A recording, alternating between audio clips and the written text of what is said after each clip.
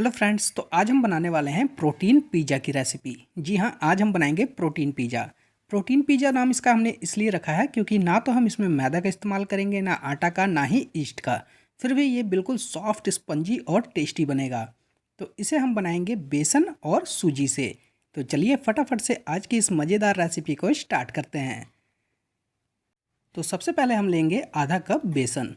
तो बेसन आप बारीक वाला या मोटा वाला कोई भी बेसन का इस्तेमाल कर सकते हैं। इसके साथ ही ऐड कर देंगे हम 1/4 कप सूजी। तो जितना हमने बेसन लिया है उसका आधा सूजी का इस्तेमाल करेंगे। तो सूजी ऐड करने के बाद अब हम इसमें ऐड करेंगे 2 से 3 चम्मच दही। दही ज़्यादा खट्टी नहीं होनी चाहिए, ताज़ी दही का इस्तेमाल करें। तो बड़े चम्मच से हमने 1 चम्मच ऐड किया है। घर का जो नॉर्मल चम्मच होता है उससे आप 2 से 3 चम्मच ऐड कर दें। स्वाद अनुसार नमक ऐड कर देंगे हम इसमें, और थोड़ा सा पानी डालेंगे। तो जितना हमने दही डाला है उतना ही पानी डालेंगे, ज़्यादा नहीं है अभी। पहले थोड़ा ही पानी डालेंगे और अच्छे से हम इसे मिक्स कर लेंगे। जब हम थोड़ा थोड़ा पानी डाल के इसको घोलेंगे ना, तो बिल्कुल परफेक्ट बनेगा हमारा घोल। बिल्कुल पतला नहीं बनाना, ना ही बिल्कुल गाढ़ा बनाना है। तो अच्छे से हम इसे मिक्स करेंगे।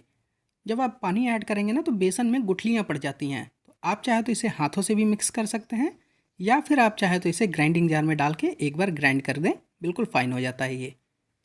तो बिल्कुल अच्छे से हमने इसे मिक्स कर लिया है। तो अब हम डाल देंगे इसे ग्राइंडिंग जार में, क्योंकि इसमें जो थोड़ी बहुत गुठलियाँ हैं ना, अभी दिखती होंगी आपको, ये बिल्कुल नहीं रहेगी, बिल्कुल फाइन हो जाएगा ये।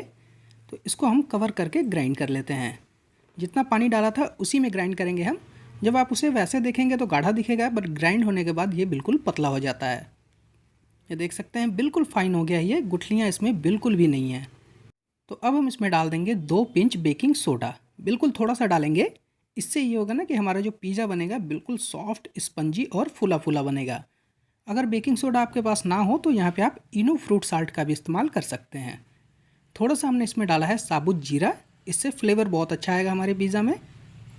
तो अब हम क्या करेंगे, सभी चीज़ों को बिल्कुल अच्छे से मिक्स कर लेंगे। करीब करीब हम इसे 20 से 25 सेकंड तक मिक्स करेंगे। जब हम इसे अच्छे से मिक्स करेंगे ना, तो हमारा जो बैटर है थोड़ा सा फ्लफ़ी हो जाएगा। जो पतला दिखने में लग रहा है वो थोड़ा सा फ्लफ़ी हो जाएगा, और हमारा जो पिज़्ज़ा बनेगा बिल्कुल फूला फूला बनेगा। ये देखिए, हो गया ना गाढ़ा। तो इसे हम 5 मिनट के लिए रेस्ट पे रखेंगे, और फटाफट से हम एक काम कर लेंगे। तो अब हम लेंगे टमाटर।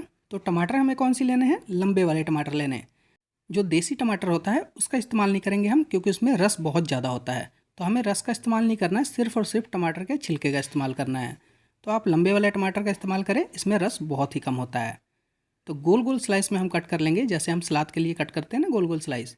बिल्कुल पतले पतले गोल गोल स्लाइस कर लेंगे हम अपने टमाटर के। ये देखिए, आप ऐसे चाकू से कट कर लें। तो बिल्कुल पतले पतले स्लाइस हमने कर लिए अपने टमाटर के, देख रहे हैं।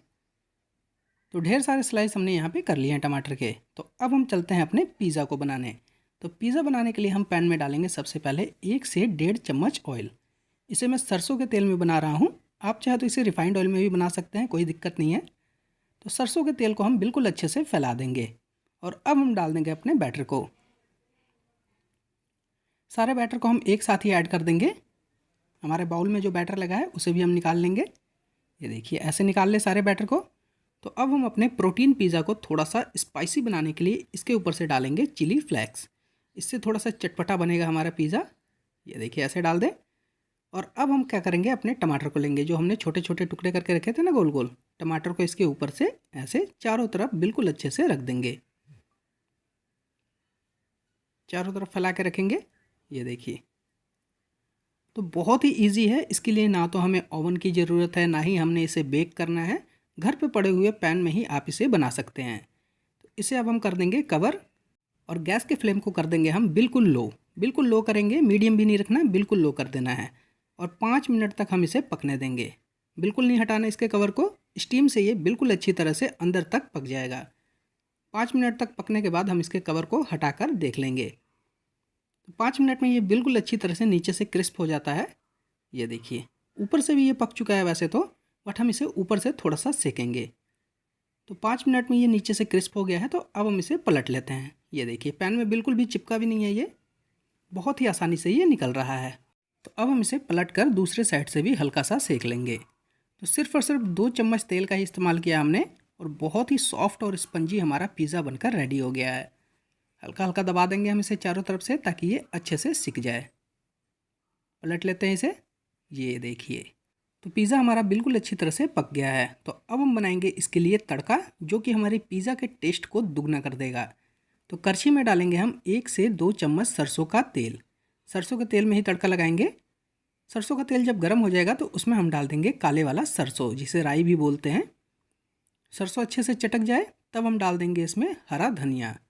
तो धनिया को हमने पकाना बिल्कुल नहीं है, बस इसे हल्का सा हम मिक्स कर लेंगे ताकि हमारा धनिया सॉफ्ट हो जाए और अपना फ्लेवर छोड़ दे। ये देखिए, अच्छे से मिक्स कर लेंगे हम इसे। गैस के फ्लेम को लो ही रखेंगे। हरा हरा ही धनिया रहेगा हमारा बिल्कुल। तो अब हम इसे ऐड कर देंगे अपने पिज़्ज़ा के ऊपर। इससे आपका पिज़्ज़ा का टेस्ट बिल्कुल दुगना हो जाएगा। आप एक बार इस तरीके से बनाकर तो ट्राई ज़रूर करिएगा। और बहुत ही हेल्दी और टेस्टी नाश्ता है, क्योंकि हमने इसे सूजी और बेसन से बनाया है। बेसन तो वैसे भी प्रोटीन से भरपूर होता है, और तेल भी हमने इसमें बहुत ही कम इस्तेमाल किया, ना किसी मसाले का इस्तेमाल किया हमने। तो बिल्कुल अच्छे से हमने इसे फैला दिया है। तो यहाँ पे हमारा प्रोटीन पिज़्ज़ा बनकर बिल्कुल रेडी है। तो इसे हम डाल देंगे अपने चॉपिंग बोर्ड पे। ये देखिए, लग रहा है ना बिल्कुल मज़ेदार। और इतना सॉफ्ट बना है ना ये नाश्ता कि मुंह में जाते ही घुल जाता है, और नीचे से बिल्कुल क्रिस्पी है ये। तो अब हम इसको पिज़्ज़ा के शेप में कट कर लेंगे। तो पिज़्ज़ा बनाए हैं तो हम इसे पिज़्ज़ा शेप में ही कट करेंगे। ये देखिए, तो जितने स्लाइस आप करना चाहते हैं उतने स्लाइस कर ले इसके।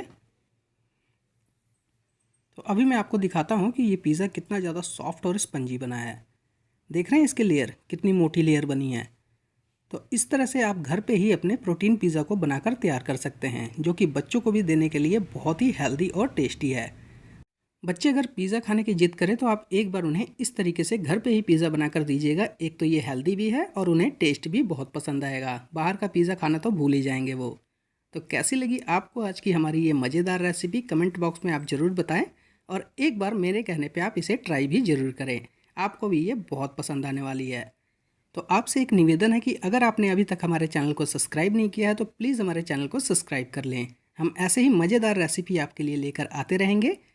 तो मिलते हैं फिर से एक और मज़ेदार रेसिपी के साथ। तब तक के लिए बाय बाय, टेक केयर।